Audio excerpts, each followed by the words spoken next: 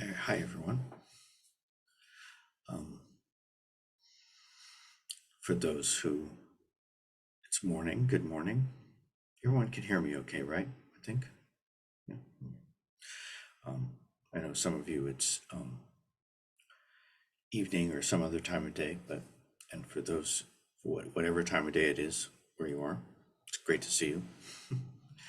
um, my name's Kurt, and I'm speaking to you from Rockville, Maryland, out here on the east coast of the United States.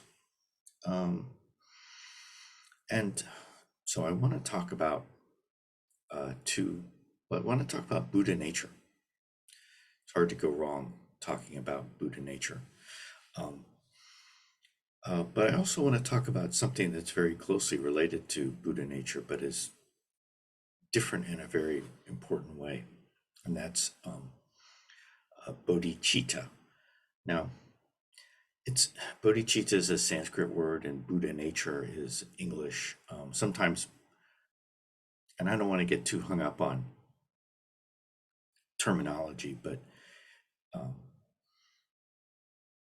I want to get a little hung up on it, I guess. But so when we talk about Buddha nature, probably the most my favorite teaching or statement about Buddha nature is that Buddha nature pervades the whole universe.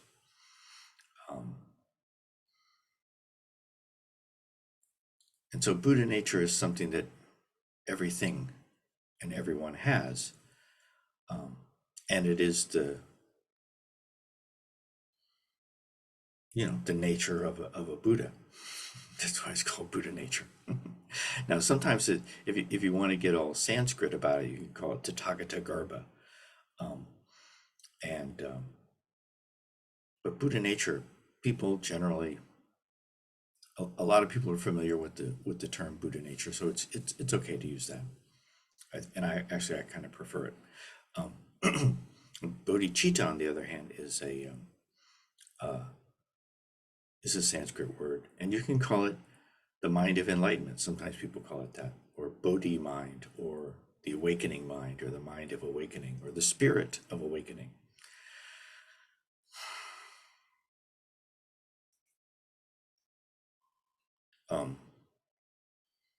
So the thing about Buddha nature is that you already have it.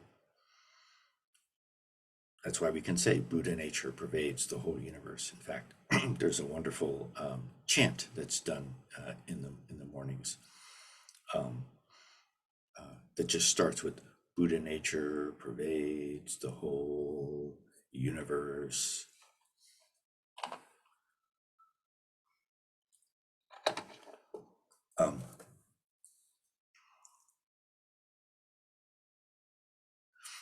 But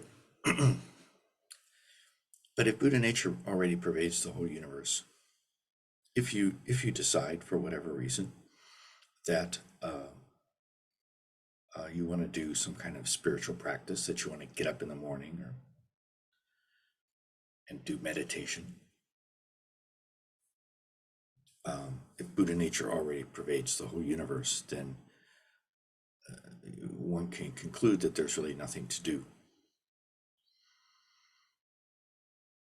And that can sound very Zen, right? Oh yes, there's nothing to do. No, in fact, one of the ways of describing or referring to a meditation in Zen is sitting quietly, doing nothing.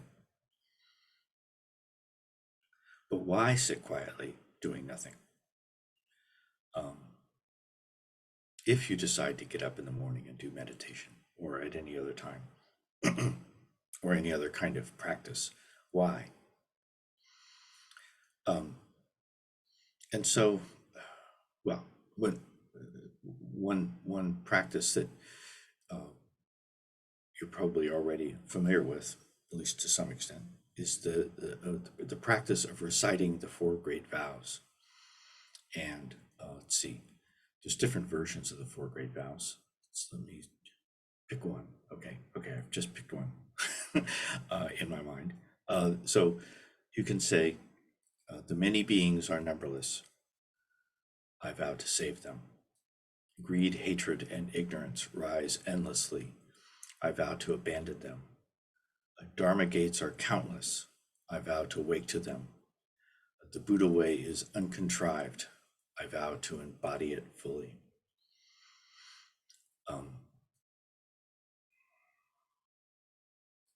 So that's bodhicitta. Um,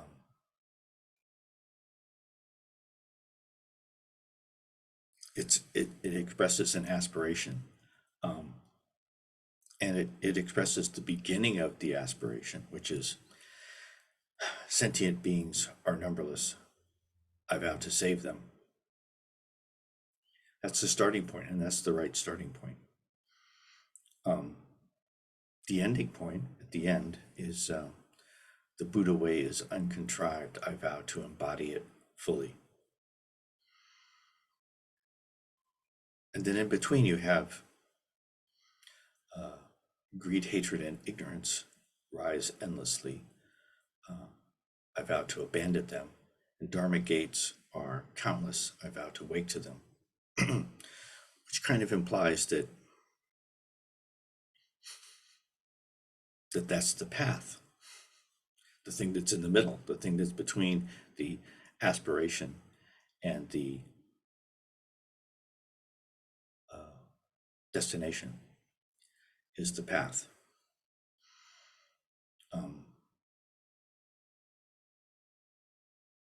So the original motivation is to save all beings, so this is a very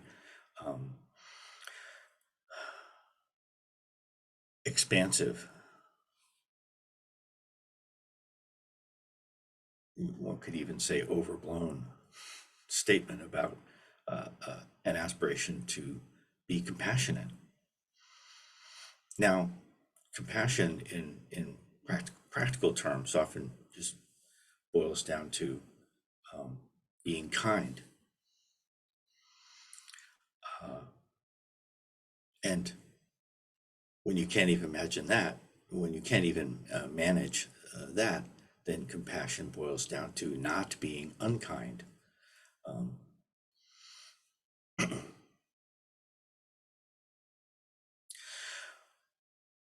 But when we take it to the extent of saying that the numberless sentient beings throughout all time and space, we vow to not just to be kind to them, but to save them. And by saving means to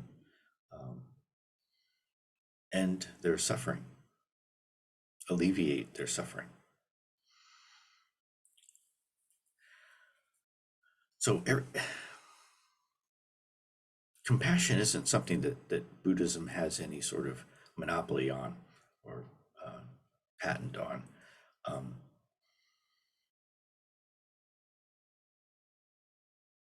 But the aspiration to save all beings, it goes a bit further than what is often considered to be compassion in an ordinary sense. And the only way to accomplish that, aspiration that's stated in the first of the Four Great Vows,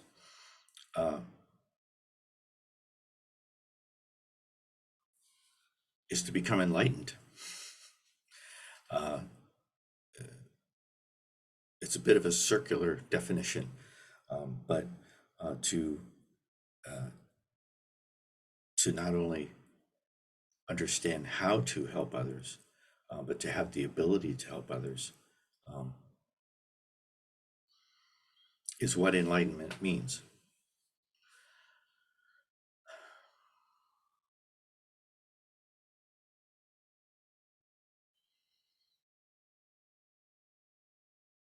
Now, so if everybody, everything, everywhere has Buddha nature, but there is suffering in the world. We suffer, and others suffer.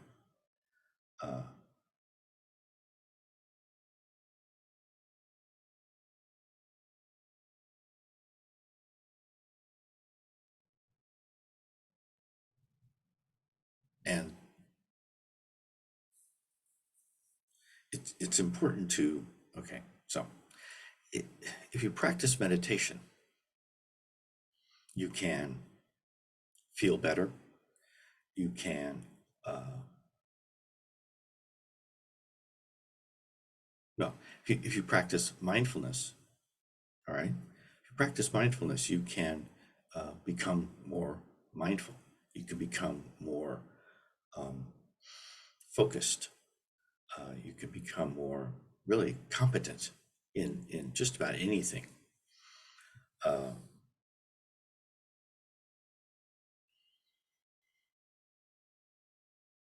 Developing, for lack of a better word, developing your powers of concentration. You know, there's an interesting TV series called Money Heist. Money Heist. I don't know if you've heard of it or not. And actually, there's a couple of different versions of it, but the central character in this series is a criminal mastermind named, who just goes by the Professor. He's called the Professor, and the Professor has come up with a scheme to make lots of money, an incredible amount of money, and I'm not going to give it away. It's actually it's pretty interesting. So the version that I've been watching on Netflix is the Korean version, Money Heist Korea, and so the Professor has, in a very real sense, has developed tremendous. He's developed his mind. But to what end? You know, for what? What's his motivation? His motivation is to make money. And so it's important, if you're going to set out on any kind of mindfulness practice or meditation practice, that you start with your motivation, that you establish what the motivation is at the beginning, because that will provide the direction, that will provide the function of your mindfulness as it develops.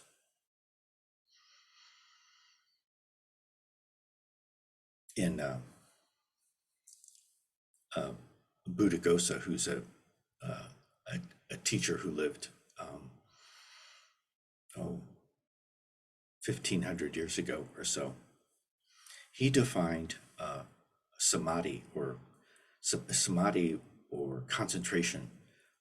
He defined it as the profitable unifying of mind. So to unify the mind, that's what we normally think of as concentration, to focus the mind.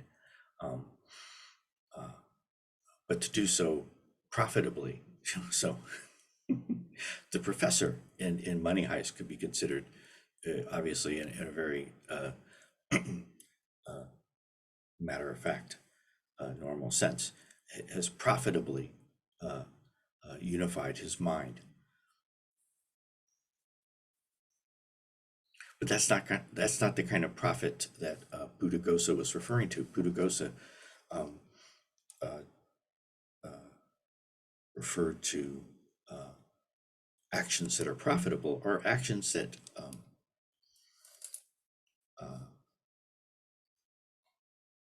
help us. Something that's profitable is something that helps us to live our lives in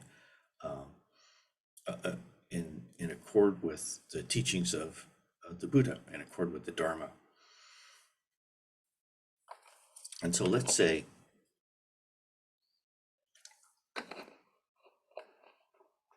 that you have these two ideas, motivations. One is to help others, and that you have some idea that that's what the Buddha Dharma, sorry,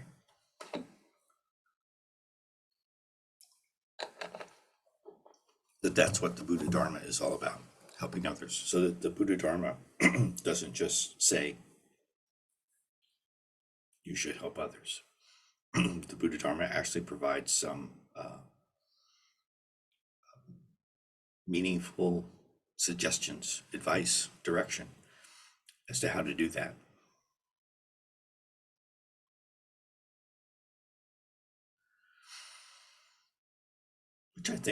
Which I think is true. And so how do you do that? That's the question.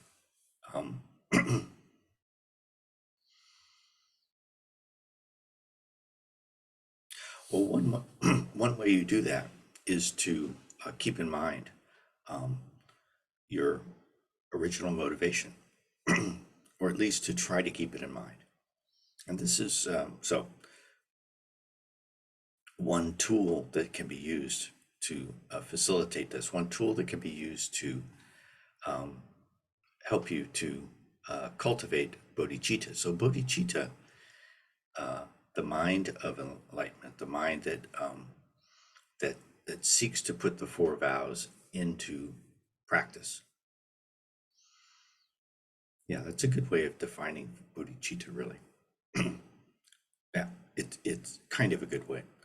The mind that seeks to put the four vows into practice. And this is not something that everyone has. So, Buddha nature, everyone has Buddha nature.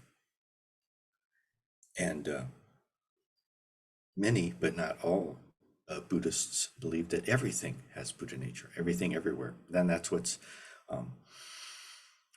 being referred to in the chant when people say Buddha nature pervades the whole universe. Not just other human beings, and not just other animals, or even plants, but rocks, clouds, mountains, rivers.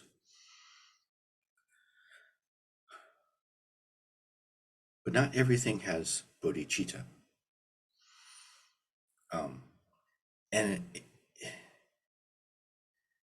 in a way, that's good, because if we just define our practice in terms of things that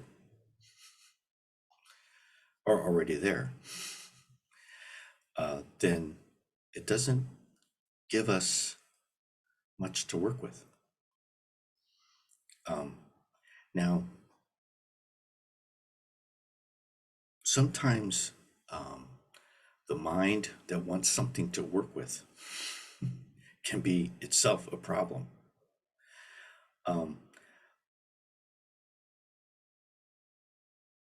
But actually that mind can be harnessed. That mind can be used. In fact, everything can be used. There is nothing in our lives that isn't potentially useful for our practice. One way of looking at this that I know that Thich Nhat Hanh uses this analogy, is that if you have garbage in your life, then you potentially have compost in your life.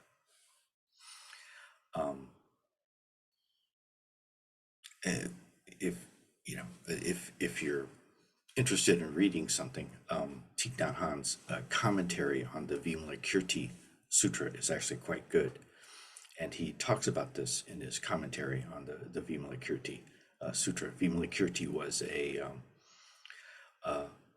student of the Buddha who was a lay person, and so the idea of having a life that is not necessarily pure in the way that maybe a monk or a nun has a life that is pure. A lay person has a life where they are involved with family relationships, with money, with possessions, being part of society. Things that can all be viewed as problems or obstacles or garbage to be gotten rid of. if you think of garbage as something to be gotten rid of, guess what? It just goes somewhere else, um, uh, into the ocean, to another state somewhere, but it doesn't go away. But if you think of garbage as compost, then you don't get rid of it, you make use of it. But compost doesn't just magically turn into soil. You have to work with it. And so the idea of so this mind, the mind that wants to have something to work with, can be put to use by looking at our life as it is, not as we would like it to be, but just as it is, because that's all we've got, and working with it. And so another practice that's reciting the Four Vows is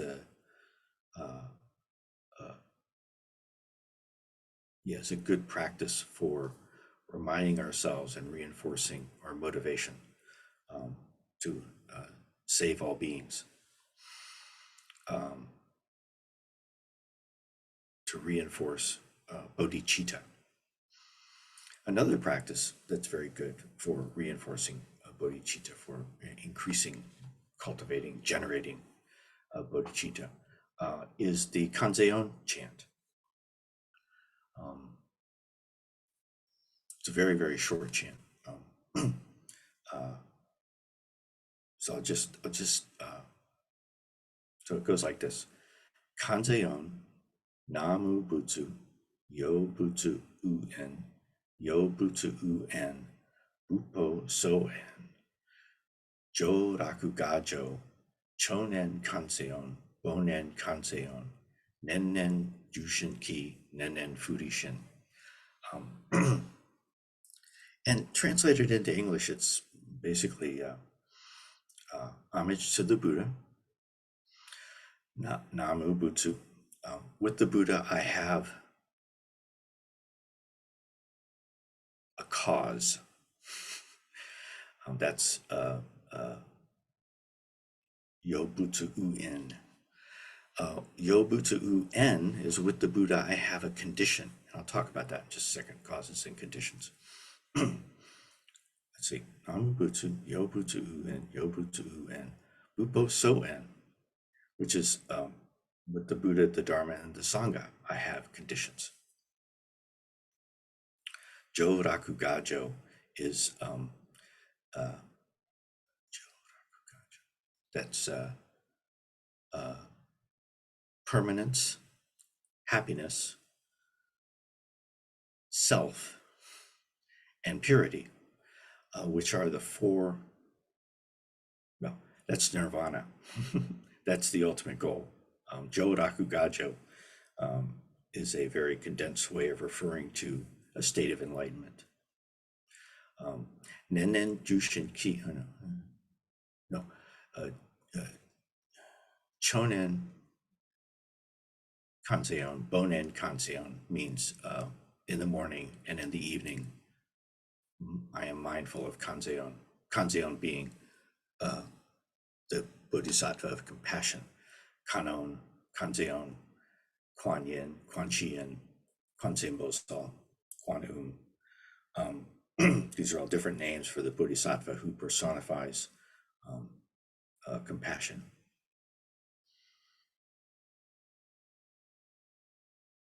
So in the morning and the evening, I remind myself, I try to be mindful of Kanzeon. Nennen Jushin Ki, Nennen Furi Shin. So here, Nen means mindfulness. And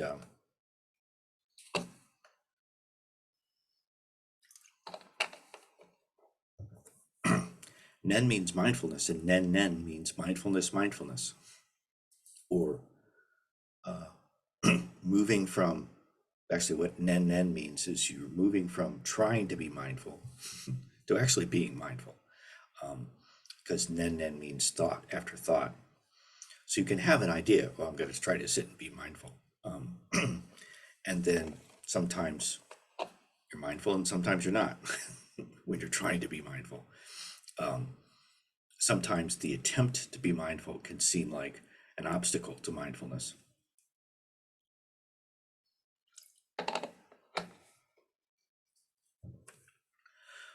But it can work. Nen Jushin Ki Nen Fudi Shin means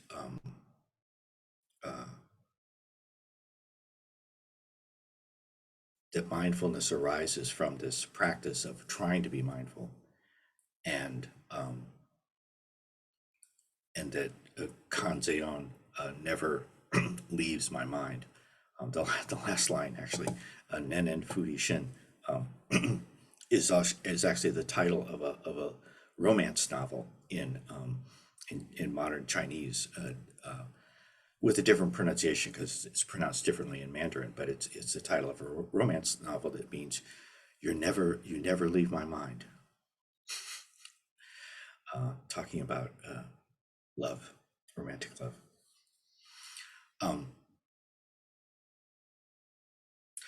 So just to wrap it up briefly, Yo Butsu U-en, Yo Butsu U-en, Bupo So-en refers to this whole business of compost. Because if you buy some seeds, I don't have any right on hand, but I have scattered around our house. I have lots of packets of seeds for different flowers and vegetables and things. When you have a packet of seeds, they just sit there. So let's say you have a package of seeds and you have garbage. Well, if you treat the garbage right, you will eventually end up with soil, compost. And then if you take the seeds and you put them in that compost, and you still need to treat it right. It still has to be warm enough. It has to have enough light. It has to have enough water. And it can't have too much. It can't be too hot. The sun can't be too bright. You can't have too much water. But then something will grow. And so the garbage in our life. So the seed is when we say, Yo Butsu U-en, with the Buddha, I have a cause. That means I have Buddha nature. That's the seed. Yo Butsu U-en, Bupo So-en talks about the conditions. And that's the part that's up to us. We have the seed. Everybody has the seed. The seed is everywhere. The Buddha nature is everywhere. But what can we do? We can treat the garbage right and plant the seeds and take care of it. Yeah. Easier said than done. much easier said than done. One of the reasons why we have this chant available to us is because about 250 years ago, there was a great Zen master named Hakuin who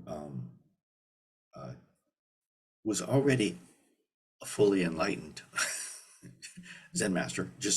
All you had to do is just ask him, he'd tell you. He was quite certain that at the age of 41, he had attained complete awakening. But at the age of 60, almost 20 years after he attained enlightenment, he learned this chant, and he thought, "Oh, this is great." And he spent the rest of his life, almost another 20 years, promoting it, and now we have it thanks to him. So I'll just end on a note of gratitude to Hakuin for this chant, and also just to once again express my gratitude to all of you here for being here. If you want to develop some bodhicitta, reciting the Four Great Vows, reciting them as a reminder and looking into them, and trying to put them into practice, and doing the Kanzeon chant. Those are both tried and tested, actually. Don't take it from me. Um, so thank you for listening. It's wonderful to see you, and I hope to see all of you, throughout the day and other times when we practice together. Thanks. Bye.